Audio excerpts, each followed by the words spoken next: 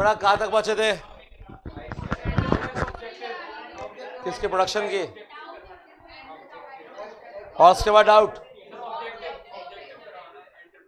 अभी कराए थे बेटा।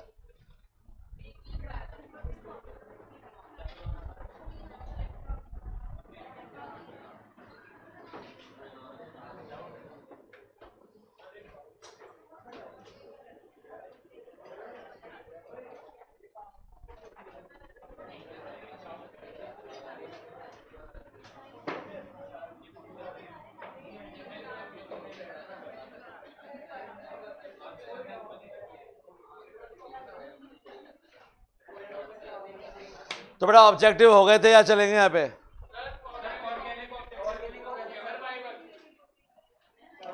सर्वाइवल हो गया था क्या? तो दूसरा ऑब्जेक्टिव लिखिए, इकोनॉमिक ऑब्जेक्टिव।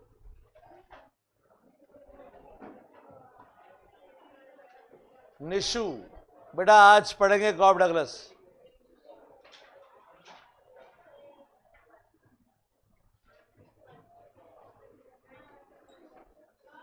तो बड़ा पहला मोटिव तो ऑर्गेनिक है बेटा, लाइफ सर्वाइवल। भैया सबसे पहले तो बिजनेस सर्वाइव करे। अरे बिजनेस चलेगा तो प्रॉफिट भी कमाएगा ना, खेल खत्म और पैसा। तो पहले तो बिजनेस चलना चाहिए। तो पहला कंसर्न है सर्वाइवल। पहला कंसर्न क्या है बेटा? अब सर्वाइवल हो गया तो प्रॉफिट भी चाहिए, क्योंकि कोई लोगों का वेलफेयर करने के लिए तो बिजनेस ओपन किया नहीं अपन ने। क्यों स्टार्ट किया बेटा बिजनेस? ताकि हम लोगों का कल्याण कर सकें। खुद का तो हो रहा नहीं है, तो पहले खुद का कल्याण या दूसरों का? दूसरों की जैसे पहले। वेरी गुड बेटा। तीसरा सोशल ऑब्जेक्टिव, इसमें लिखिए बेटा availability of best quality product at reasonable price. Availability of best quality product at reasonable price. Third में बेटा best quality product at reasonable price, यानी आप सोसाइटी के लोगों को बढ़िया चीजें अवेलेबल कराएं रीजनेबल प्राइस पर। ही आपका सोशल रेस्पॉन्सिबिलिटी है बेटा। चौथा ह्यूमन ऑब्जेक्टिव, इसमें लिखिए training of employees. Training and skill development कर दो। Training and skill development of labour या एम्प्लॉयज।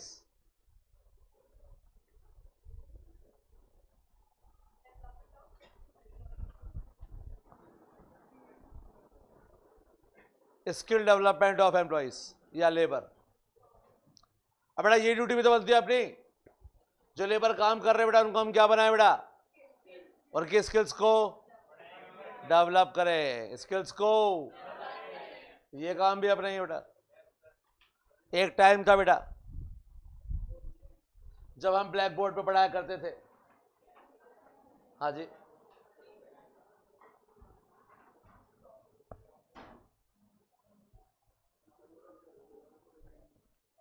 चल रही क्लास तो मैंने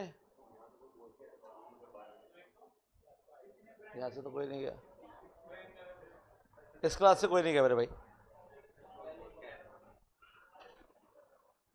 नाम ने किसी को भेजा, वो किसी और क्लास का था, बोल के चला गया आपको। या तो सोचा था 22 के लिए बोल रहा हूँ शायद, रूप ध्यान जाओ उस पर ना। तनवी सेकंड में लिखना है बेटा प्रॉफिट। अरे इकोनॉमिक ऑब्जेक्टिव क्या है बेटा अपना? प्रॉफिट ही तो है। हाँ जी, तो कहाँ बचे अपन? पहले हम लोग भी भैया ब्लैक बोर्ड में पढ़ाया करते थे, फिर व्हाइट बोर्ड आ गए। व्हाइट बोर्ड पे काम करना ज़्यादा आसान था, क्योंकि वहाँ पे मार्कर था, चौक नहीं घिसना पड़ता था वहाँ पे। और चौक घिसने के बाद आप समझ ही सकते हैं बेटा। हाँ, ब्लैक टी शर्ट पहन के जाओ और व्हाइट वापस घर पे जाओ पहन के। ब्लैक तो पहनना ही बंद कर दिया था जब ब्लैक बोर्ड पढ़ाते थे। ब्लैक पहनने क्या कर दिया था? बंद, क्योंकि ब्लैक पहन के जाओगे तो सत्यानाश है तुम्हारा। तो व्हाइट पहनते थे। क्या पहनते थे बेटा? व्हाइट। फिर मार्कर आए तो मार्कर थोड़ा सा ज्यादा बेटर था, मार्कर से और बेटर काम कर पाते थे बेटा। अब फिर उसके बाद आई ये टेक्नोलॉजी। इससे भी बेटर टेक्नोलॉजी वो है जो वैकॉम है, जहां पर और भी आप ज्यादा एफिशिएंसी से पढ़ा सकते हैं बेटा, जहां पर एफिशिएंसी का लेवल इससे भी क्या है बेटा ज्यादा। हमें वेबकॉम बेटा, प्रोजेक्टर, उस पर शायद और एफिशिएंसी ज्यादा होती है बेटा। जैसे यहां पर एक बार में एक ही पेज आप खोल सकते हैं, वहां पर एक बार में 10 पेज खोल सकते हैं आप। अब इसमें वापस बैक जाओ, फिर डाउनलोड करो, फिर देखो, नहीं, उसमें सीधा ऊपर खाली क्लिक करना होता है।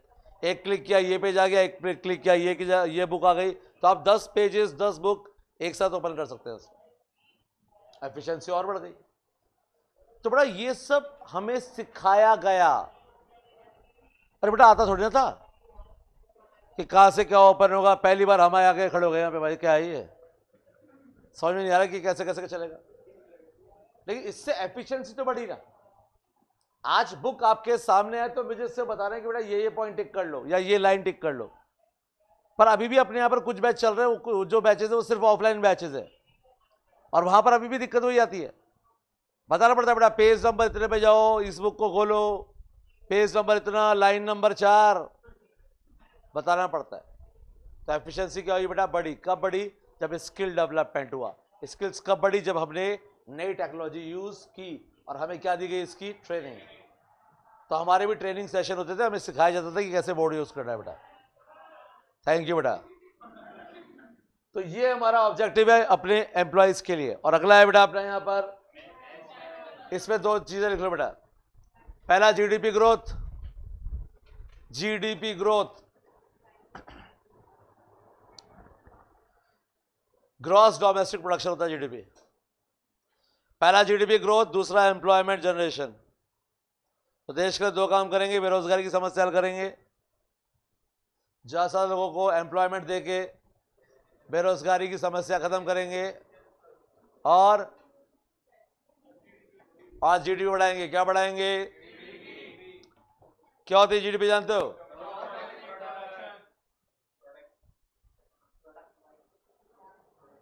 एक ही बात है।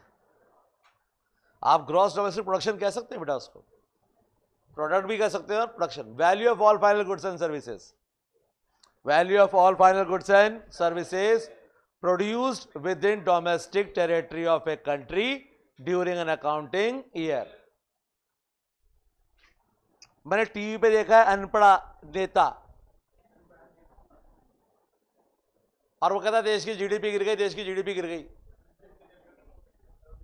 क्या सरकार है ये, कुछ हो ही नहीं रहा, जीडीपी गिर रही है।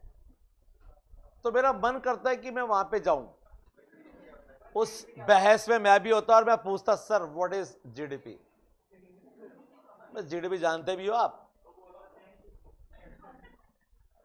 और कई नेता तो ऐसे भी होंगे जिसको बोला जाएगा देश की जीडीपी गिर गई, अच्छा बोले लगी तो नहीं, बेचारी जोर से गिरी क्या, एम्बुलेंस बोला जीडीपी गिर गई बेचारी, बोला जीडीपी कोई महिला नहीं है। तो ऐसे ऐसे लोग भी बेटा देश में। कभी आपने हाइडल इलेक्ट्रिसिटी के बारे में सुना है, कैसे बनती है बेटा वो, पानी से कैसे बनाते हैं बेटा,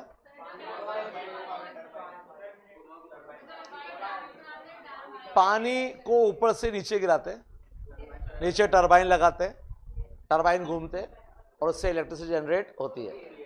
इस बात की जानकारी आप लोगों को है, गुड। हमारे स्टेट के एक ओजस्वी नेता,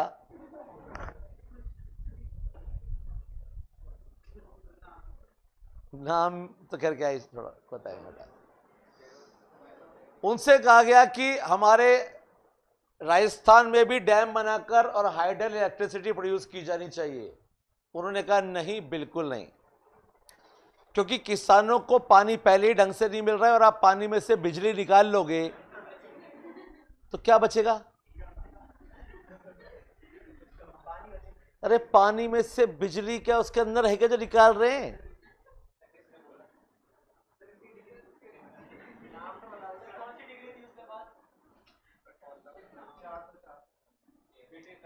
उनके पास डिग्री क्लास के बाद बताऊंगा आपको मैं। हाँ, तो ओजस्वी नेता है, पानी में से बिजली निकाल लोगे तो किसानों को क्या मिलेगा? अरे पानी के अंदर क्या कोई क्या दूध में से मलाई निकाल रहा है क्या? दूध में से मलाई निकाल ली, क्या बचेगा? ऐसा है क्या? मान लोगे बेटा, क्या बेटा? तो हमारा काम है जीडीपी बढ़ाना। और जीडीपी समझते हो ना आप लोग? तो आप लोग तो नहीं पूछोगे ना जीडीपी गिर गई तो। सिटीजन अमेंडमेंट एक्ट आया था, CAA,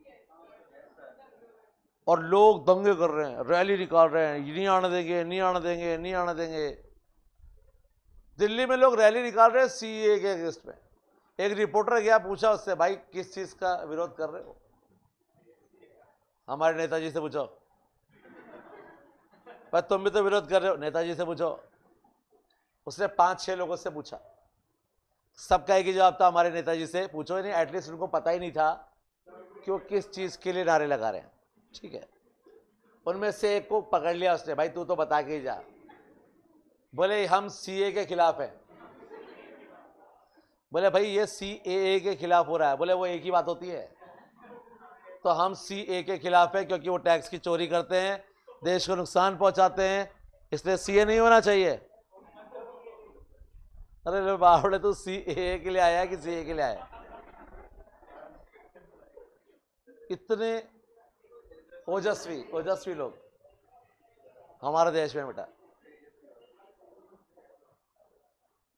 आप संघर्ष करने जा रहे हो, धरना दे रहे हो, प्रदर्शन कर रहे हो, तो पूछ तो लो कि भैया किस बात का धरना हो रहा है यहाँ पे, है ना? ये तो वो लोग रोड पे पंगत लगी हुई थी, बैठ के जीवने के लिए, जीव के घर आ गए और जाते जाते हैप्पी बर्थडे और बोल दिया। बोले बावड़े, तो 12वें का खाना है, हैप्पी बर्थडे। बर्थडे की जगह बर्थडे हो गया बेचारे का, निकल लिया वो। महान लोग। थोड़ा ये सारे काम हमें करने हैं बेटा। कौन है बेटा? हम लोग एंटरप्रेन्योर, और हमें सारे काम करने हैं। क्या क्या करना है बेटा? हमें सबसे पहले जिंदा रहना है, फिर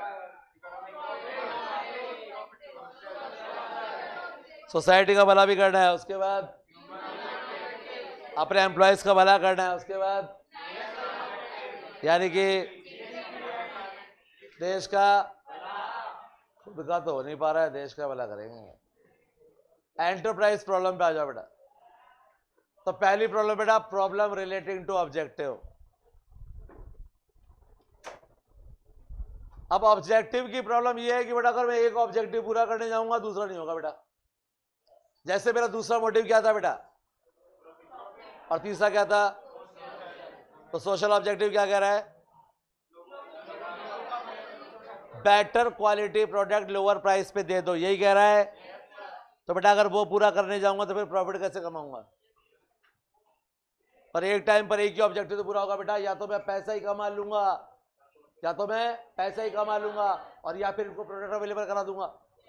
दोनों कैसे कर सकता हूं बेटा मैं? ये तो याद हो कि आप उनको खूब मारो पीटो, लेकिन प्यार से बात करो। अरे जब प्यार से बात करूंगा तो मारूंगा पीटूंगा कैसे? और मारूंगा पीटूंगा तो कि मुझे कहा गया कि रोज आपको पीटना है, आप ये डंडा लेके जाओ, रोज जाते हैं बच्चों को पीटो, लेकिन प्यार से बात करो। तो ऑब्जेक्टिव एक ही पूरा कर सकता हूं, या तो पीट सकता हूं, या फिर सेकंड ऑप्शन वही करते हैं बेटा हम लोग, प्यार से बात कर रहे हैं बेटा आप लोगों से। और वैसे भी ये कानूनी जुर्म है, क्राइम है, वैसा भी है बेटा। ऐसा है कि जब पकड़े जाते हैं तो सारे क्राइम बन जाते हैं बेटा। वो ये तो लोग आवाज नहीं उठाते। अगर लोग आवाज उठाए ना भाई साहब, तो अब देखो गांव के पेरेंट्सों से अलग होते हैं बेटा।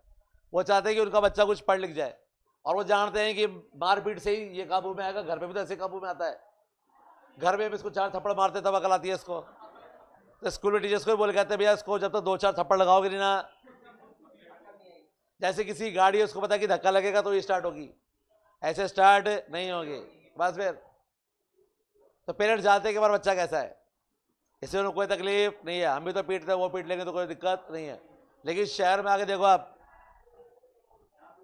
अरे बच्चों को पीटना तो दूर की बात है, आप बच्चे कुछ बोल भी नहीं सकते हो आप, क्योंकि बच्चे डिप्रेशन में आ जाते हैं आजकल, है ना। और फिर क्या कर लेते हैं? टीचर बेचारा जेल में, तू कौन मैं खाम खा। इससे बड़ा रिस्क लेते नहीं हम लोग तो। पढ़ो तो पढ़ो, पढ़ो तो बहुत अच्छी बात है, नहीं पढ़ो तो और भी अच्छी बात है, दोबारा फीस देगा, डबल फीस आएगी ना बेटा। पढ़ा तो फायदा, बहुत फायदा, हमें खुशी मिलेगी और इंटर की फीस भी मिलेगी। नहीं पढ़ा तो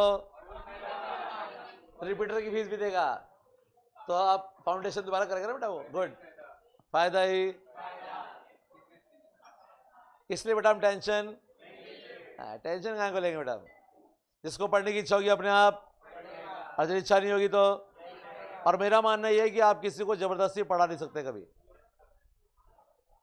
क्लास में 10% बच्चे ऐसे होते हैं जो फिजिकली यहाँ पे प्रेजेंट होते हैं, लेकिन मेंटली प्रेजेंट नहीं होते हैं। 10% बच्चे दुनिया में खोए हुए होते हैं, घर पे क्या बन रहा होगा आज। आज तो बेसन के पकौड़े बनेंगे, साथ में मूंग का हलवा, और साथ में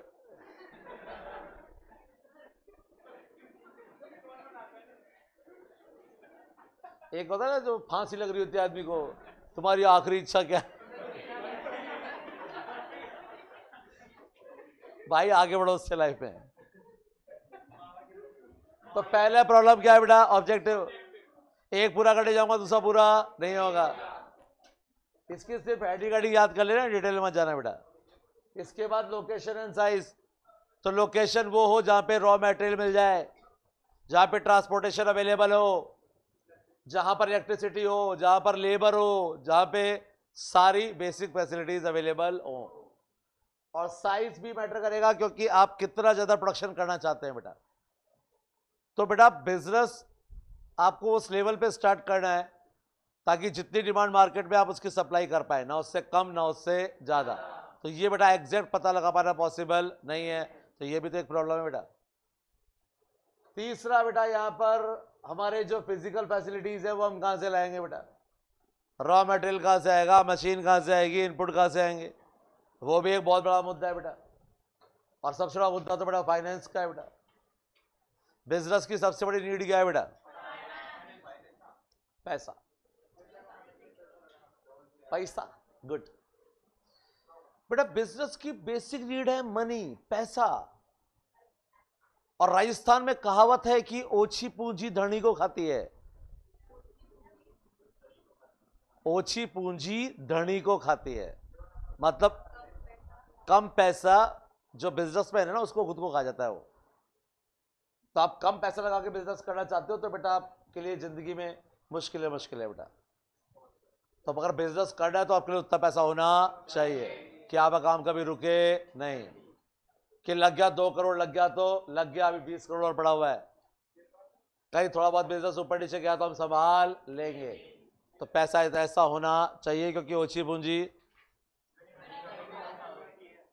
फाइनेंस के बाद बेटा स्ट्रक्चर क्या होगा बेटा हमारा, हम सोल प्रोप्राइटरशिप पे जाएंगे, एचयूएफ पे जाएंगे, कंपनी पे जाएंगे, एलएलपी पे जाएंगे।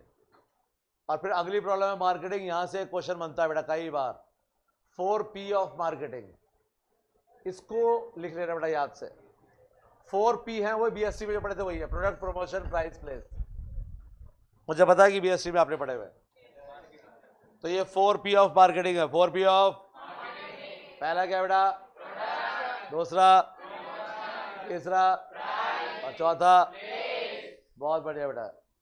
इसके बाद लीगल फॉर्मेलिटीज तो पूरी करनी पड़ेंगी। अगर आपको इनकॉर्पोरेशन करवाना है तो कराना ही करना पड़ेगा इनकॉर्पोरेशन आपको। जीएसटी भरना है तो जीएसटी भरना ही पड़ेगा। टिन नंबर लेना है तो लेना ही पड़ेगा। तो ये सब फॉर्मेलिटीज आपको करनी पड़ेगी। और लास्ट है कि आपके बाकी इंडस्ट्रीज के साथ कैसे रिलेशन है बेटा। अच्छे हैं तो अच्छी बात है बेटा। नॉर्मली आप एक दुकान पे आते हैं और वहां पे आप इस सामान मांगते हैं, उसके पास नहीं होता तो वो आपको पड़ोसी दुकान से लाके दे देता है। कई बार हो जाता है, क्योंकि उनके रिलेशन क्या है बेटा, अच्छे। जैसे कल रात को मेडिकल स्टोर पे गया था, एक दवाई लेके उसके पास नहीं थी, उसने लड़के को भेजा दूसरी दुकान से लाके उससे दे दी। ठीक है, रिलेशन क्या थे, रिलेशन खराब होते तो बेटा वो कभी भी अपनी दवाई दूसरे को नहीं देता। तो बेटा रिलेशन क्या होने चाहिए बेटा, हमेशा अच्छे। अरे क्लास में आप लोग सब बैठते हैं, आप लोग के रिलेशन कैसे हैं,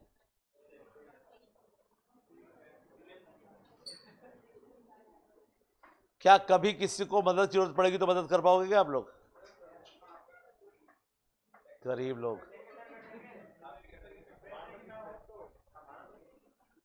कैसे लोग हो आप लोग? तेजस्वी हो, ओजस्वी। लाइफ में आप जिस प्रोफेशन में हैं, जैसे आप सीए बनते हैं, तो सीए बनने के बाद अगर बाकी सीए के साथ आपके अच्छे रिलेशंस हैं तो बहुत काम आएंगे आपके, क्योंकि जयपुर चैप्टर का जो ऑफिस है इसका इलेक्शन भी होता है बेटा। जयपुर का जो सीए का इंस्टीट्यूट है अपना, जयपुर चैप्टर कहते हैं इसको, तो इसमें तो इलेक्शंस होते हैं, इसमें भी चेयरमैन होते हैं, और उस इलेक्शन में सीए ही खड़े होते हैं, और सीए वही जीतते हैं जिनके अच्छी खासी रिलेशंस, व्यवहार। कि सब आप इलेक्शन में खड़े हुए, आपको जानते कितने लोग हैं? 2, और उन्होंने भी आपको वोट, कहां का रिलेशन? पंजाब में इलेक्शन हुआ, एक आदमी इलेक्शन में खड़ा हुआ, लाखों रुपए खर्च किए उसने, और जब रिजल्ट आया ना तो बैठ के रो रहा था क्योंकि उसको 5 ही वोट मिले थे, जबकि घर में 11 मेंबर है उसके। बोले कि घर के लोगों ने भी वोट नहीं दिया मेरे को, मतलब घर के कितने थे? अरे बेटी, इलेक्शन थे, इलेक्शन, लोकसभा इलेक्शन होते हैं ऐसे इलेक्शन, उस इलेक्शन में खड़ा हुआ था वो, उसको खाली 5 ही वोट मिले। घर के कितने मेंबर थे? 11। सोचो अब आपके घर में 11 मेंबर है, आप इलेक्शन में खड़े हो और आपको सिर्फ 5 ही वोट मिले, तो अब कैसा लगेगा बेटा? अब ये भी पता नहीं कि वो 5 कौन थे, लेकिन घर के 5 तो थे, लेकिन वो 5 कौन से थे, और वो कौन से 6 थे जिन्होंने वोट नहीं बेटा, सारे 18 से ऊपर थे। अरे बेटा सब वोट देने लायक थे, उसको ये उम्मीद थी कि मुझे कम से कम 1000-2000 वोट मिलेंगे, लेकिन कम से कम 11 की तो उम्मीद थी। सिंपल सी बात है ना बेटा। अरे कल को मान लो आप घर के 5 मेंबर हो और आपके पापा इलेक्शन में खड़े हो जाते हैं, उनको ये तो उम्मीद होगी कि 5 वोट तो मुझे मिलेंगे कम से कम, मेरा और 4 जनों का वोट तो मेरा ही है। अब उनको 2 ही वोट मिले खाली, दैट मीन्स, हाँ, तो ये रिलेशंस बना के रखिए बेटा, काम आएंगे लाइफ में।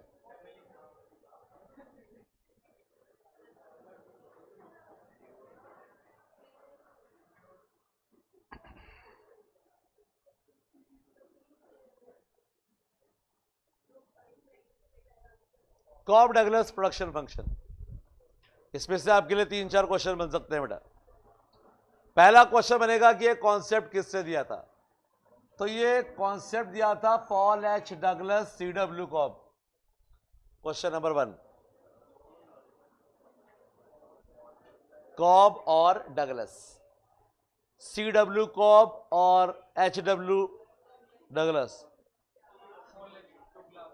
क्लास वर्क और होमवर्क। तो ये H डगलस है और वो CW कॉब। दूसरा क्वेश्चन बनेगा कि ये दोनों कहां के थे। तीसरा क्वेश्चन में जो प्रोडक्शन फंक्शन बनाया था वो किसके लिए बनाया था। उसके बाद इन्होंने कौन से 2 फैक्टर्स लिए थे। इसके बाद लेबर का कंट्रीब्यूशन कितना था और कैपिटल कितना था। लेबर कितना और कैपिटल कितना। और इसके बाद ये मानते हैं कि इकोनॉमी में हमेशा CRS होता है। क्या होता है बेटा, मतलब कांस्टेंट रिटर्न्स टू स्केल। इसके अलावा और कुछ पढ़ने की जरूरत आपको नहीं है, नहीं पूछेगा। फॉर्मूला है कि जितना आप इनपुट बढ़ाएंगे उतना आउटपुट बढ़ेगा बेटा। CRS, constant returns to scale.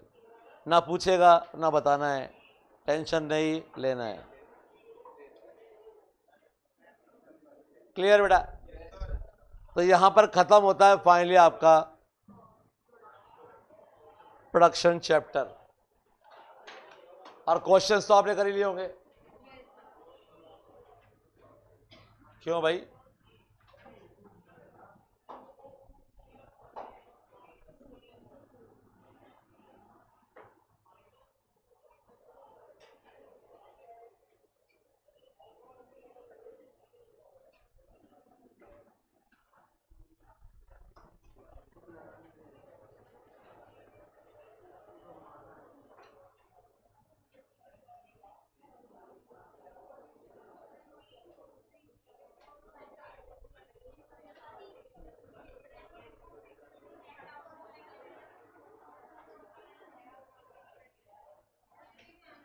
Question number 1 to 10।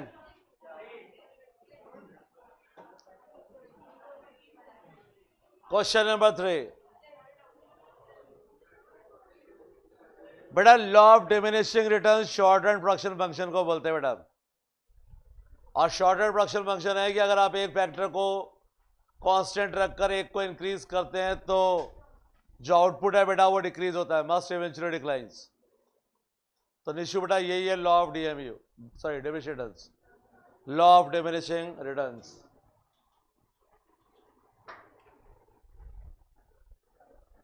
Clear और एनी डाउट? चलिए बहुत बढ़िया।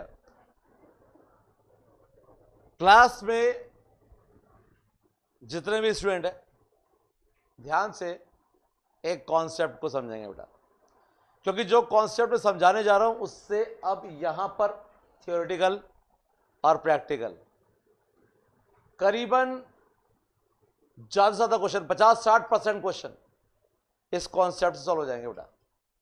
और सिर्फ प्रोडक्शन में नहीं, कॉस्ट में भी। तो एक कॉन्सेप्ट, छोटा सा कॉन्सेप्ट है जिसको थोड़ा सा दिमाग लगा के समझना है बस, उसके बाद आपको क्वेश्चन सॉल्व करने में कोई प्रॉब्लम नहीं आएगी बेटा।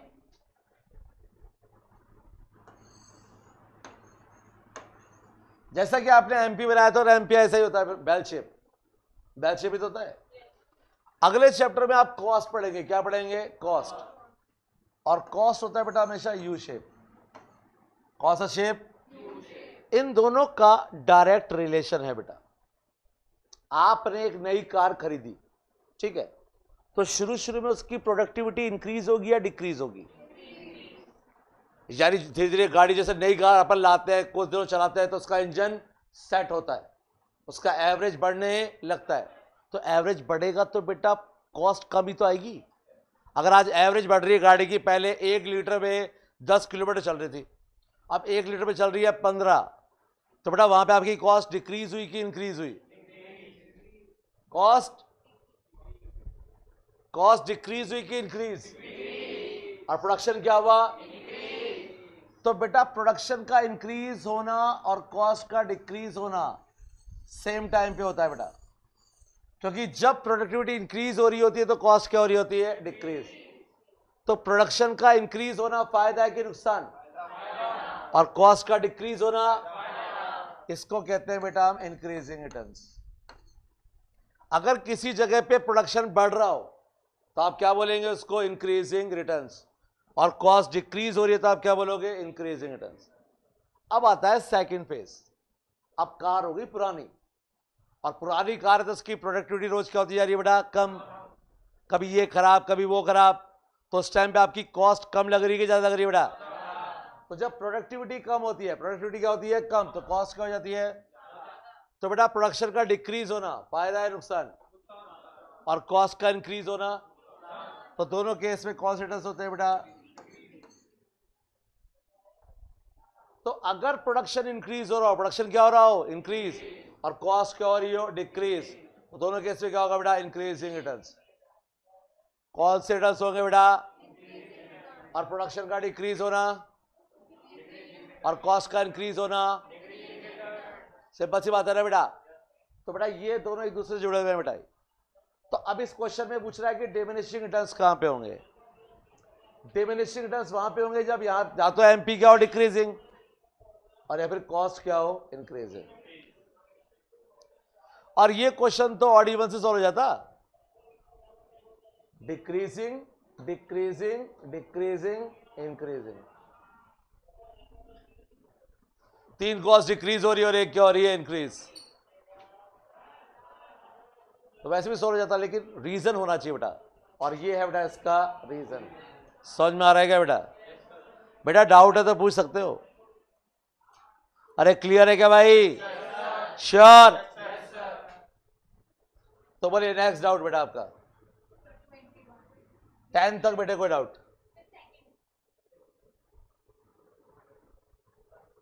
बेटा मार्जिनल प्रोडक्शन होता है additional output resulting from A 1 unit increase in variable input. एक वेरिएबल इनपुट को अपन ने बढ़ाया, इससे टोटल प्रोडक्शन में जो चेंज आया वो एमपी तो है बेटा। अपन ने 10 लेबर लगा रखे थे और वो 100 यूनिट बना रहे थे। अपन ने एक और लेबर लगाया 11, प्रोडक्शन हो गया 110। तो जो 10 है बेटा वो क्या है? Marginal production. So B option. Question number 8।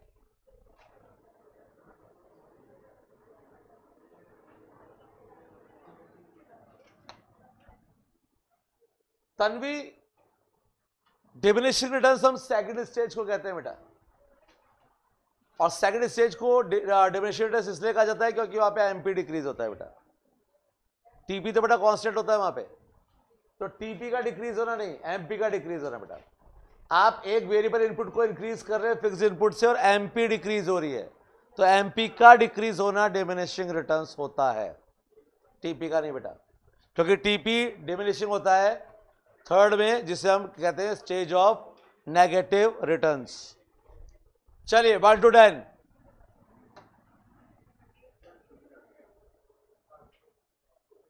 1 to 10, 11 to 20।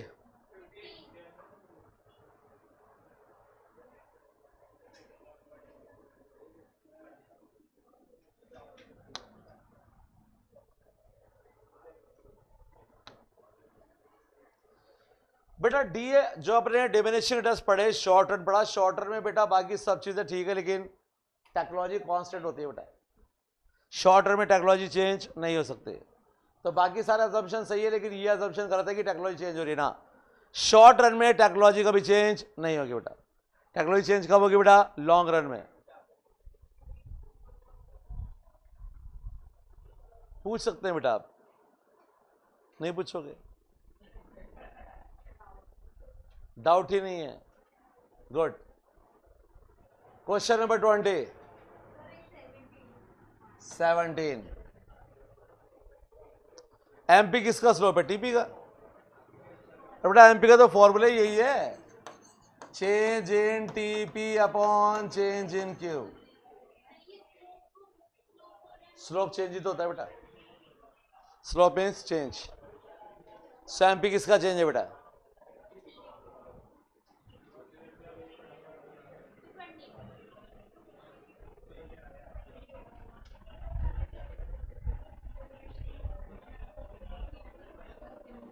Diminishing returns वहां पर होते हैं जहां पे एमपी डिक्रीजिंग होती है बेटा, और यहां एमपी डिक्रीज क्या हो रही है बेटा?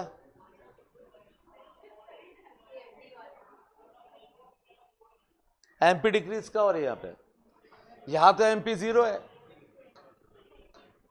इस वाले में, यहां एमपी आपकी 60, 70, 80, यहां पर एमपी है 50, 50, 50, यहां पर है 40, 30, 20।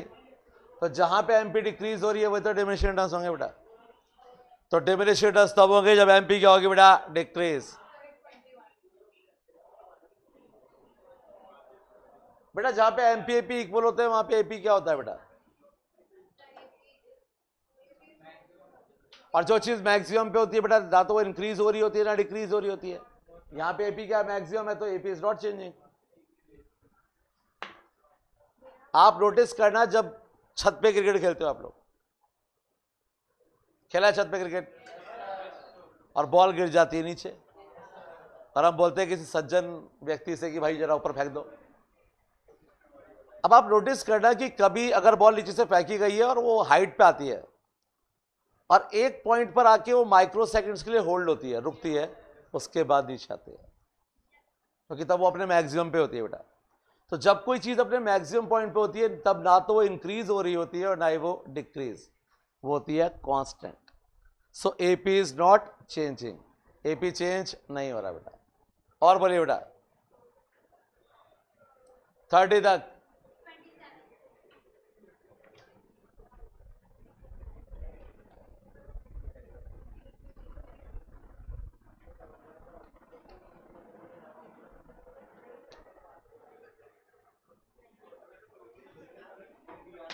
इंक्रीजिंग रिटर्न्स डिमिनिशिंग कॉस्ट, अभी डायग्राम बनाया था अपन ने। तो इंक्रीजिंग रिटर्न्स कब होंगे? जब या तो एमपी इंक्रीज हो जाए और या फिर कॉस्ट डिक्रीज हो जाए।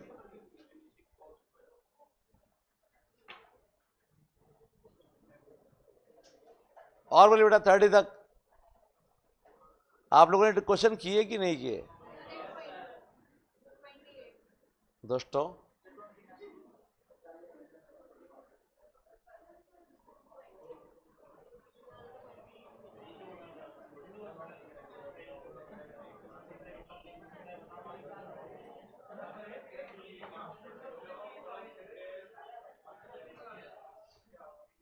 टोटल आउटपुट दिया हुआ है, एमपी निकालो बेटा।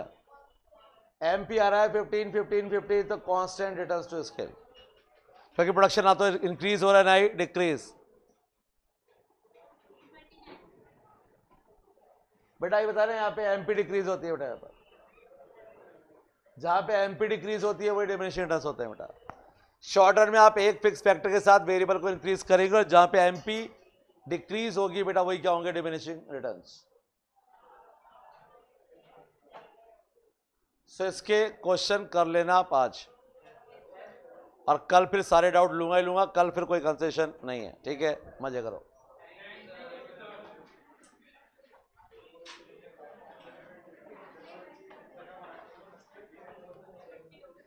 निशु 30th क्वेश्चन में टीसी दिया हुआ है बेटा, और यहां हम एमसी निकालेंगे बेटा, और एमसी आ रही है यहां पे 15 20 30 32 इंक्रीज हो रही है, और कॉस्ट का इंक्रीज होना डिमिनिशिंग रिटर्न्स होते हैं बेटा, इसलिए इसका ऑप्शन ये है बेटा।